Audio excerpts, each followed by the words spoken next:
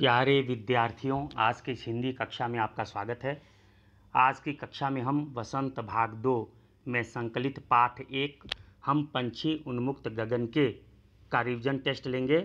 आप लोगों ने इस पाठ को भली भांति समझ लिया होगा, तो चलिए हम पंछी उन्मुक्त गगन के पाठ का रिवीजन टेस्ट लें। प्यारे विद्यार्थियों, आज की इस हिंदी कक्षा में आपका स्वागत है। आज हम वसंत भाग 2 के अंतर्गत पाठ 1 हम पंछी उन्मुक्त गगन के का रिवीजन टेस्ट लेंगे। आप लोगों ने इस पाठ को भली भांति समझ लिया होगा, इस कविता के मूल भाव को आत्मसात कर लिया होगा। मुझे पूरा विश्वास है कि इस पाठ से जो भी प्रश्न आपसे पूछे जाएंगे, आप उन प्रश्नों का उत्तर सटीक भाव से दे सकेंगे।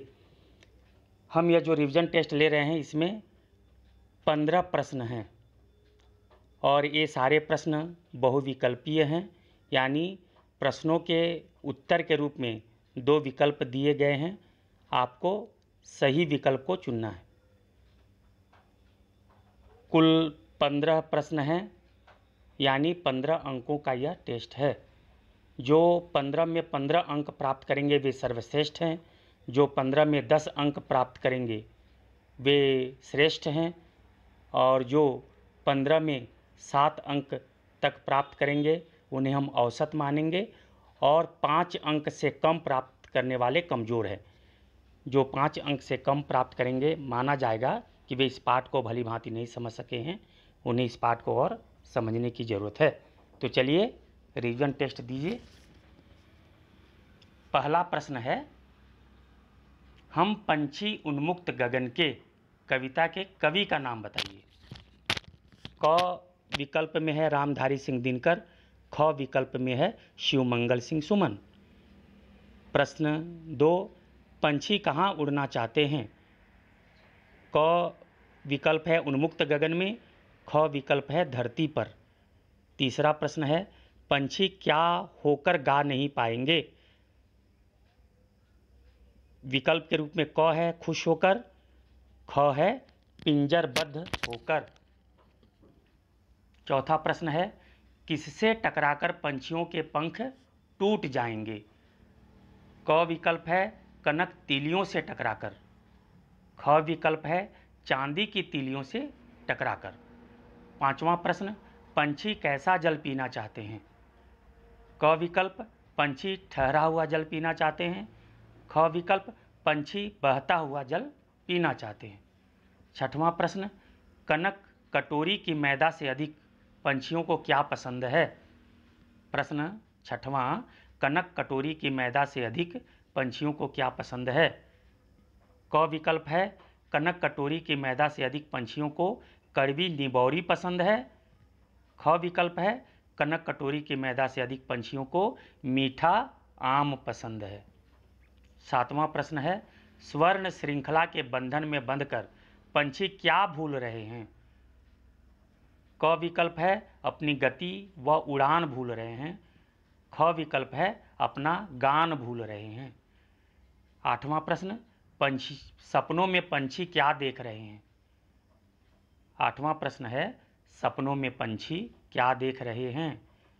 क विकल्प सपनों में पंछी तरुकी फुनगी पर स्वयं को झूलते देख रहे हैं, ख विकल्प है सपनों में पंछी स्वयं को मीठा फल खाते हुए देख रहे हैं। नौवां प्रश्न है, पंछियों के क्या अरमान थे। पंछियों के क्या अरमान थे। उत्तर के रूप में क विकल्प है पंछियों के अरमान थे कि वे उन्मुक्त गगन में उड़ें, ख विकल्प है पंछियों के अरमान थे कि वे नीले आकाश की सीमा को प्राप्त कर लें। 10वां प्रश्न, पंछी कैसी चोंच खोलना चाहते हैं। क विकल्प है पंछी लाल किरण सी चोंच खोलना चाहते हैं, ख विकल्प है पंछी काली किरण सी चोंच खोलना चाहते हैं। 11वां प्रश्न, कविता में अनार के दाने किसे कहा गया है। उत्तर के रूप में क विकल्प कविता में अनार के दाने तारों को कहा गया है, ख कविता में अनार के दाने पेड़ों को कहा गया है। 12वां प्रश्न, पंछी किसे चुगना चाहते हैं? क, पंछी तारे रूपी अनार के दानों को चुगना चाहते हैं। पंछी तारे रूपी अनार के दानों को चुगना चाहते हैं, यह क विकल्प है। ख विकल्प है, पंछी अनार के दानों को चुगना चाहते हैं। 13वां प्रश्न, पंछी अपने पंखों की होड़ा-होड़ी किससे करना चाहते हैं? 13वां प्रश्न, पंछी अपने पंखों की होड़ा-होड़ी किससे करना चाहते हैं? क विकल्प, पंछी अपने पंखों की होड़ा-होड़ी सीमाहीन क्षितिज से करना चाहते हैं। ख विकल्प, पंछी अपने पंखों की होड़ा-होड़ी उन्मुक्त गगन से करना चाहते हैं। 14वां प्रश्न, तनती सांसों की डोरी का क्या अर्थ है? तनती सांसों की डोरी का क्या अर्थ है? उत्तर के रूप में क विकल्प, तनती सांसों की डोरी का अर्थ मृत्यु हो जाना है। ख विकल्प, तनती सांसों की डोरी का अर्थ जिंदा रहना है। 15वां प्रश्न, पंछी किसमें विघ्न नहीं चाहते? 15वां अंतिम प्रश्न है, पंछी किसमें विघ्न नहीं चाहते?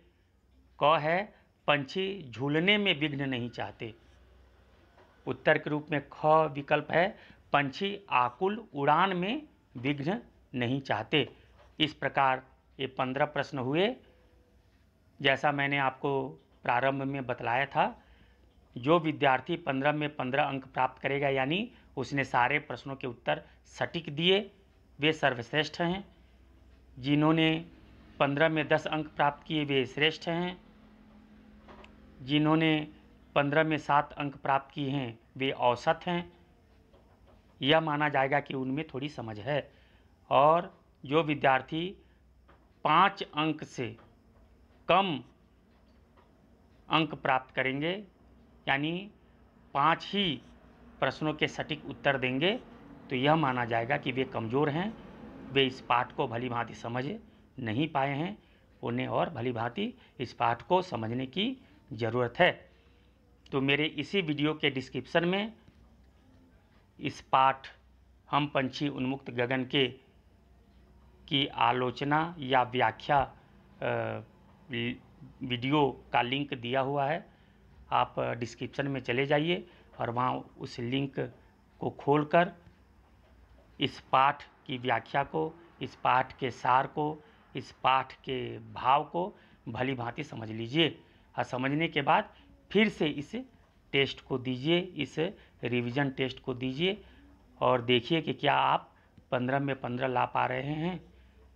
यदि ला पा रहे हैं तो आपने इस पाठ को भली भांति समझ लिया है। Thank you.